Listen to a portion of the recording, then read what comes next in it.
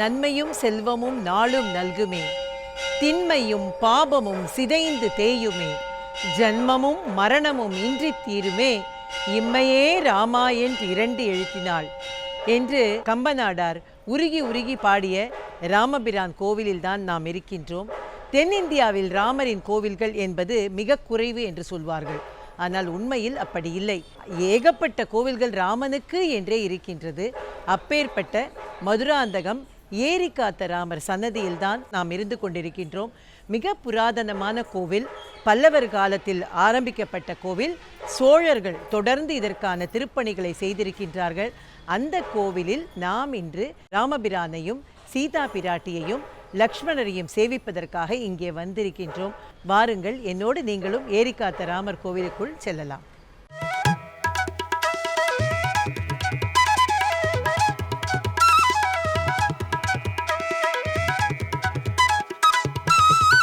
போத்தி ஸ்வர்ணமஹால் வழங்கும் கல்யாணமாலை சிறப்பு பிரார்த்தனை திருத்தலங்கள். சிற்றம் சிறுகாலே வந்துன்னை சேவித்துன் பொற்றா மறையடியே போற்றும் பொருள் கேளாய், பெற்றம் மேய்த்துண்ணும் குலத்தில் பிறந்து நீ குற்றேவல் எங்களை கொள்ளாமல் போகாது, இற்றை பறைகொள்வான் அன்றுகான் கோவிந்தா, இற்றைக்கும் ஏழேழ் பிறவிக்கும் உந்தனோடு உற்றோமே யாவோம், உனக்கே நாம் ஆட்செய்வோம், மற்றையினம் காமங்கள் மாற்று என்று ஆண்டாள் பாடிய புண்ணிய தினம் இன்று. சிற்றம் சிறுகாலே பாடி தன்னுடைய எண்ணம் என்ன, தன்னுடைய அபிலாஷை என்ன? வெறும் பறையை இறைவனிடம் பெற்றுக்கொள்வதா தன்னுடைய அபிலாஷை? இல்லவே இல்லை. இந்த ஜென்மம் மாத்திரம் அல்ல, எத்தனை ஜென்மங்கள் எடுத்தாலும் அத்தனை ஜென்மத்திலும் உனக்கு குற்றேவல் செய்வதுதான் என்னுடைய கடமை, எங்களுடைய பொறுப்பு, அதை அருளு என்று பெருமானிடம் சரணாகதி செய்த நாள். அந்த நாளில்தான் நாம் ஏரிக்காத்த ராமரை தரிசனம் செய்து கொண்டிருக்கின்றோம். இந்த க்ஷேத்திரம் என்பது மிக புண்ணிய க்ஷேத்திரம். அபிமான தலங்களுள் ஒன்று. ராமபிரான் சீதையை கைத்தலம் பற்றி கொண்டு நிற்கக்கூடிய அற்புதமான காட்சியுடைய திருத்தலம். இந்த திருத்தலத்திற்கு வந்து நாம் தரிசனம் செய்து கொண்டோம் என்றால் திருமண தடைகள் நீங்கும். விபண்டகருக்கு ராமபிரான் காட்சி தந்தது போல் நம்முடைய கனவிலும் நினைவிலும் காட்சி தருவார்.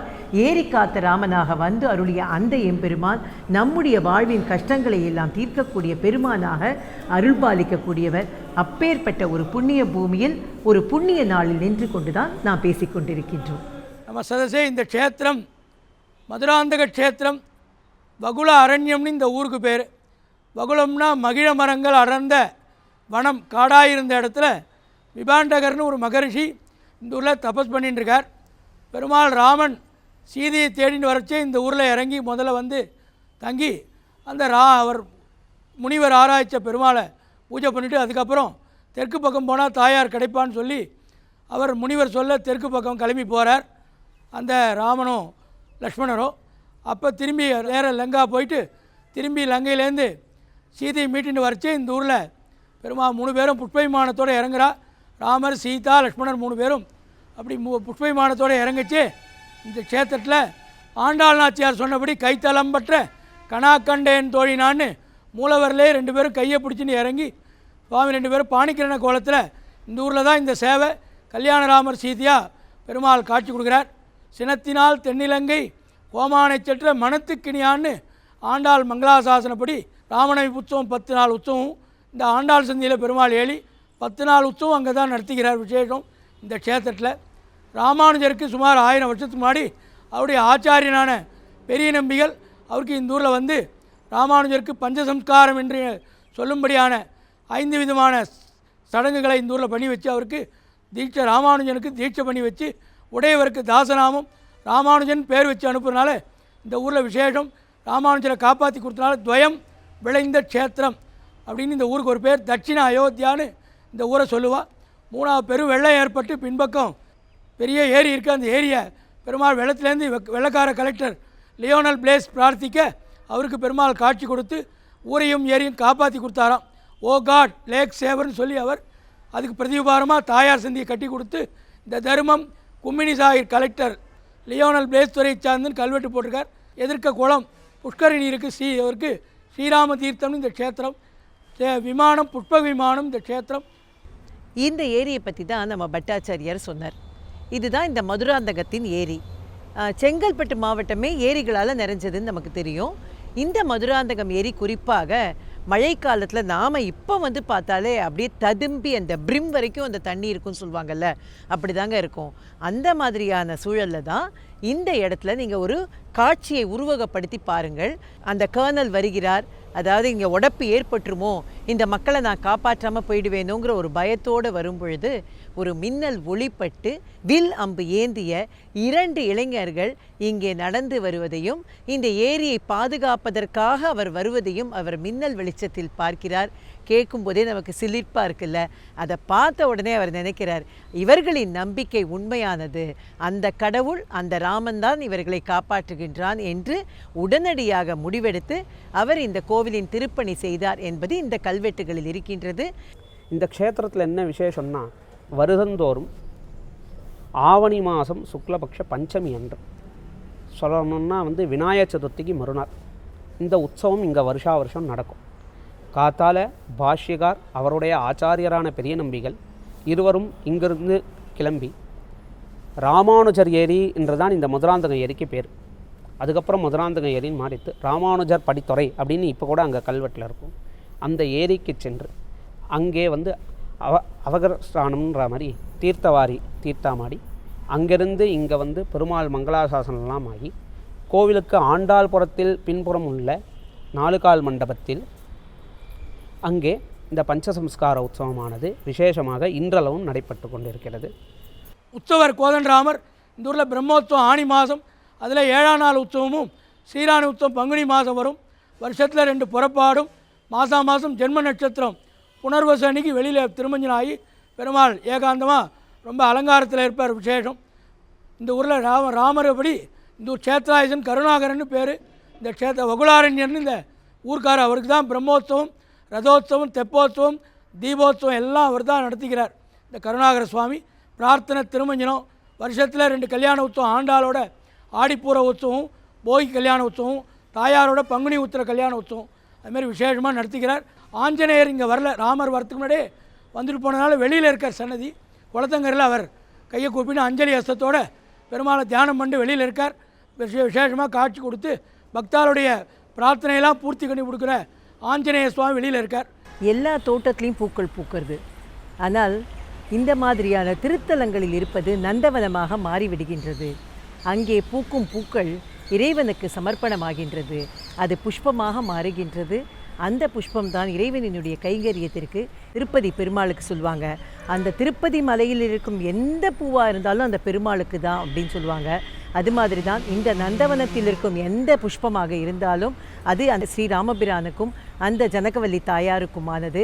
அப்பேற்பட்ட ஒரு அழகான அதி அற்புதமான ஒரு நந்தவனம் தான் இந்த கோவிலினுடைய நந்தவனமாக இருக்கின்றது.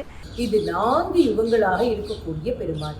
திருதயுகத்தை தாண்டி திரேதாயுகம், துவாபர யுகம், கலியுகத்தில் அனைத்து பெருமான்களும் வேண்டிக் கொண்ட பெருமான் என்று கூறுகின்றார்கள். அந்த பெருமானை சேவித்து விட்டு தான் ராமன் அந்த சீதையை தேடும்பொழுது இந்த பெருமானை சேவித்து விட்டு விபண்டகரை அவரையும் சேவித்துவிட்டு அவர் விபண்டகர் யார் என்றால் ரிஷ்யசிங்கரின் தகப்பனார். அவர்கிட்ட சொல்லிட்டு போறார், சீதையோடு வரும்பொழுது நான் இங்கே வரேன் அப்படின்னு சொல்றார். அப்படி வந்து அவர் சீதையோடு இலங்கையிலிருந்து திரும்பி வரும்பொழுது அப்படியே கைத்தலம் பற்றி கொண்டு அவருக்கு காட்சி கொடுத்த திருத்தலம் இது ஒரு காட்சி உங்கள் கண்முன்னே விழியும் ஒரு அற்புதமான காட்சி இது ஒன்று. 2வது காட்சி என்ன? ஆண்டாளை நம்ம விட்டுட்டு நாம வைணவ தலங்களை பத்தி பேசவே முடியாது. மனதுக்கினியான் என்று அவள் பாடிய ஒரே ஒரு பெருமான் என்றால் அது ராமபிரான் தான்.